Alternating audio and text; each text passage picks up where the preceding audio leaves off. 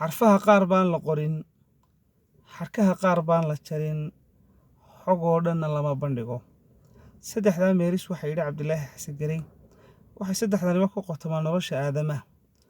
Aadamuhu wax kasta oo ku soo dhaca oo dhaqanka iyo anshaxa bulshada qoomaya ama wax kasta oo isku diri kara aadame inaanu qorin ama wax kasta oo sharafta iyo milgaha ummadnimo dhaawici kara waa inuu qofku qalinkiisa ka hakiyaa oo aanu kula degdegin.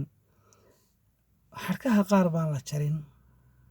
Waxaa jira waxyaabo badan oo inay kugu xirxirnaadaan ay kuu sharaf iyo karaamo badan tahay intii aad ka xoogsiiman lahayd. Ugu dambayn, wax kasta oo aad maqasho dadka lama wadaago ee waa inay jiraan wax badan oo liqdaa. Waxa aad sheegaysaana ha noqdaan waxa ugu yar ee aad cid la wadaagtaa. Waad mahadsantahay.